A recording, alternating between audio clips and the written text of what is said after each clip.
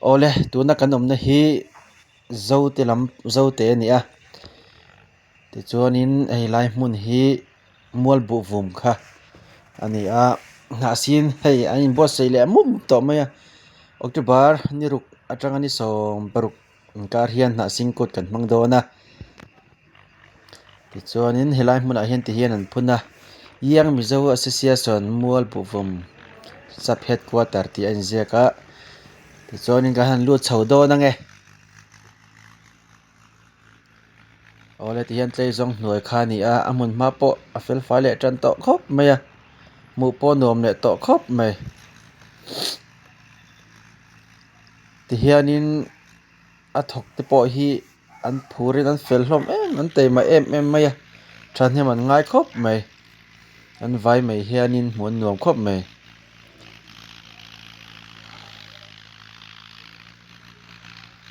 khari chan bum tok mai nemo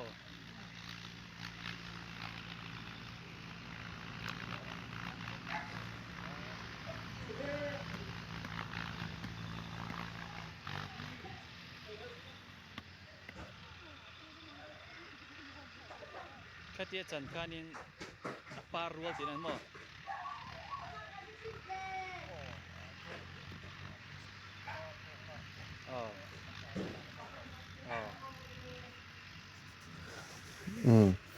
ti hianin an pot sa veka ti chuan chu mizo an chan le vek ani a chan pol an oma ti hianin hei mumal tak fel fai takin an da sa thlapa heng hi a to to ni a he a hmun a to hi ni a ti hian an pot le vek ani ti chuanin ti hianin mi eng emaw zatin an phun le veka he lama hianin riatirna mual bu vum ram chunga signboard hoarding board le thil dang tar phalani lo ti ni a ti chuanin engma ni sub headquarter na ti ang mi puite pon zom zelila thange ti hianin tractor pahnih hianin an vuak kan ti don nge an rit kan ti don nge ding lampang ang hian ti hian fel fai tak mai an rit le mupa hei tiang hian pahnih meu tho chuanga ya tractor po ti hian avo zot mai ni a hne so khop mai ti hian hlo thlo po ngai lo ama hianin ti hianin hei kan hmu ang hi mai hian nim zong po ava som vek mai a leipo adur tha khop mai rin ain na sin kut kan ti po hi alo hau tak hle mai ami puite zok po hianin a na sin a hi an enkol dana ti tur ti lo tur ti anga an ti reng hi chu zom zel tur ani hi alo hau tak mai kum khat voi khat ni ma sela a boi pui tu te tan hian thil na mai lo ni hi hau tak mai ole hei ti hian tractor chuanin a hne so khop mai a voi khat kong kal na hi alang thei khop mai mihring tha ai chuanin a thok hnem deuh don ni hi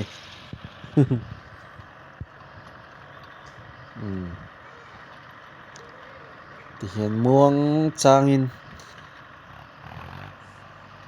lo an thlo ti rin ni ringot mai so lai mual ang khilam mual ang khianin a vodur vek le don ani he tractor pani lion manga amaro chu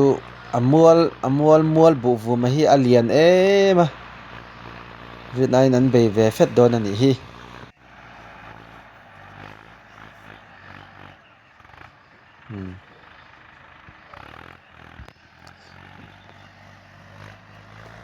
champhai ti hlutu mual bu vum te mual nuam te a enkol tu te na thei patok mai an enkol hi chuanin champhai mi pui mizoram pum huap pon ni sela ri ruti thoven nan ten hun kan man na ani do bermaya an thora azara ke ni nuam tak mai hun kan mang thei zel a lom khop mai ti hianin tractor pahnih hi tian an tlan kual reng mai a nuang changa vei ngai sia lei hi ati dur nga zel an ti thuk deuh boka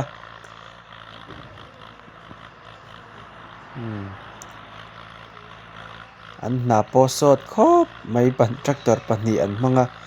amaro chu an ti zung thailo na chan pakhat chu khi ti khianin tlei zong khi mani mihring chen an oma chuwang chuanin tractor po na rang takin a tho zung thailo ni ti hianin helampang dinglampang mi hi tractorina thei pato pa arol to nu avuak som vek to nu khani a ti hianin an phuna achung khi arua asan zong hin ang do vek mai a michina an achung mor an lo sabun to te khani a mabak chu lako khop maya ma se veilampang a hian ti hian an la rola soile soinu an na hi an thok zung thailo na chan pakha chu hei veilampang bi khi phun thlanglampang hi om ve neuwa chutian a sot lutuk thailo deuani awla ti hianin tlanglapanga kanan lon chhawanga engtiang nge hma an lak dan an hma lak to dan te kan thlir ho le zel don ani ti hianin hei phun chho vek tur la ni a tho tur la tam khop mai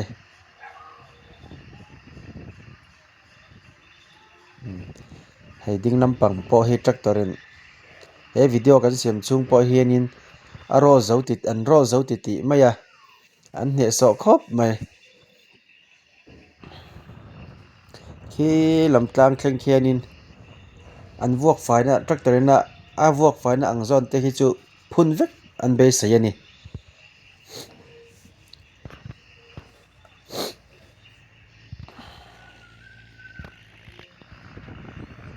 ti hian tractor pahnih in zuin anti faya nge anti dur hal deuh bo anti dur hal boka lu man lo om te hi khei alo om khop mai na sin an lo an va phun topanga alo par mai tura ngai rualin amaro chu thil hi lo hau tak khop mai tia hmun han kal chu chuanin lu man lo om te po hi a om ta hle mai alo hau tak mai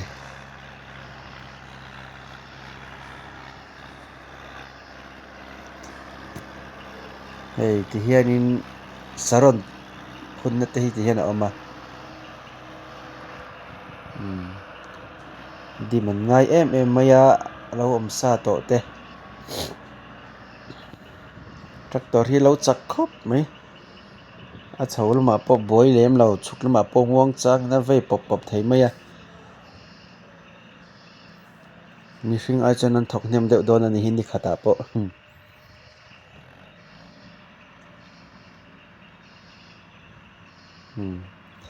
ti hianin helai mun hi thli tho heu rang mai a amun tak hi chu anuama nuam takani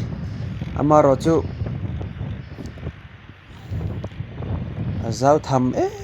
han zo zung han ti zung hi a thei mai lo te hriat mai hei ti hianin hetia kan lakna ai ma hianin a hmuna hianin a lian le zola azawa adar zawa hei tlang pong pakhat pang per hi hun vek an tumani ti hianin tractor po so te roi mai ni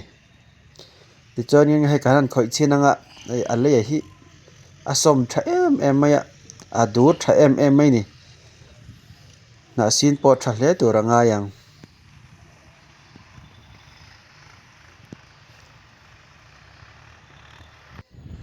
ti hianin kapu hianin ti hian line a siama mihring kan kan kal le na turang kha ariza pa ti hianin ariza fa mihring kalna tur bik hi chu an phun don lawa ti hianin zenei takin an phun le dona mihring du to ka na singkar kan lu mai lo na turin ti hian hrui nen an khung an hual le dona ti hianin a kein an line phota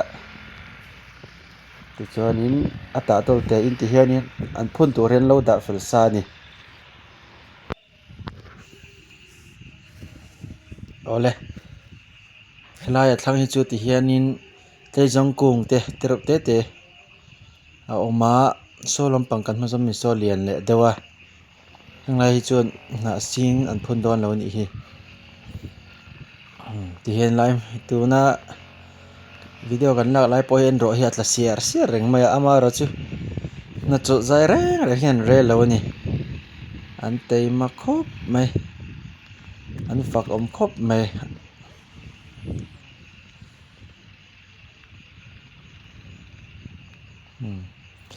thli hi thonuam em mai amar chu ro su la chon a vot deuh ti khop mai lai mun tak hi chu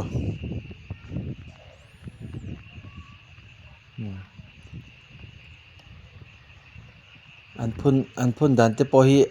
azing boka an uluk boka bu phunanga ti pop chi la ni si lawa ti hian an hne so khop mai an voi khat phun na ni lo ti chu hriat khop mai ti hian hei an in laina a hnung tol zong in bu phun ang style deuin an ni chu ti hian in an phuna an kut pon rang hlom khop mai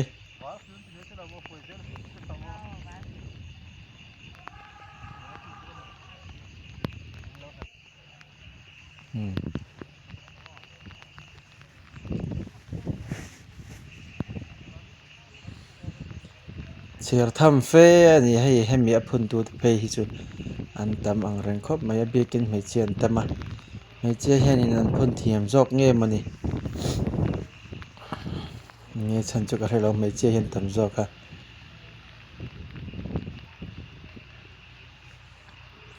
tin an tei ma em na hrim po hi mu nuam nikena an ma ni wang hianin na sin moi tak mai lo par chuk le tura ngai la ti hianin ki lampang hi ti hian thruan lo pot reng boka kapu hianin mihring kal theina tur atana an ro man deuh na lai ang chi te ama hianin a zaw zong ang te po ni sela a buas sai ani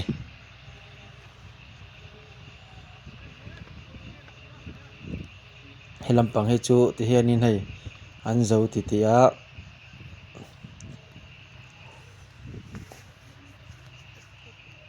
ti hian ta tol te in an zo chon ding lampanga hian an sonanga hmalama te hian ki ti hian phun tur latama a phun tur a po an ha sina atam em boka an ni po hian an thil ti an hrechenga pangpar ni ti hria an hlim sang mai ni an bula om po nuam khop mai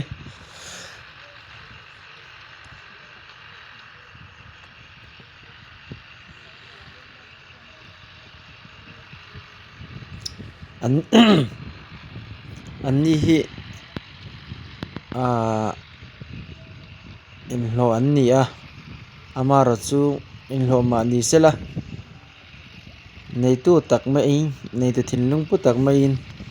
an phuna ti hian han thoka vil pon ngai lo ni ti hian an ma ni ti tin an tia an phun to an kut nu chu fel fight khop mai helama hianin an phun tur an po sa kha ti hianin mi palam pang hian an lo buat saya chu an lo chana an chan zo hianin an phun le turin an da phei sak le vekani mi palamin ti hian a san zawng in mil ang thei tur berin a hmawr an kat ani ti hianin tractorina ati engemawni khi tractorina a khawih lo deuh a khawih thei lo chin deuh hi ti hian he khawl hmang hianin a sir ami hi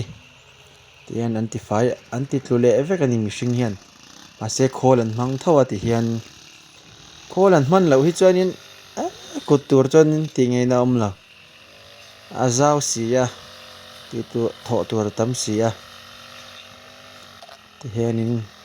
khawl nen an vei tla top mai ni an ol sam khawp mai khawl a awm bawk a khawl hmang tu te pawh hi an thiam hlawm bawk a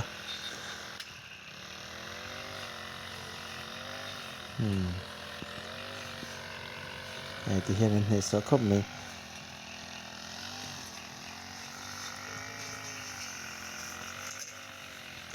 thli thaw heu reng mai thiam dam thli a awma hei helai hmun hi mual buh vum kha ni a ole hnah sin kutah lai hmunah hianin damchuai in hmu leh vek turah ngai ang aw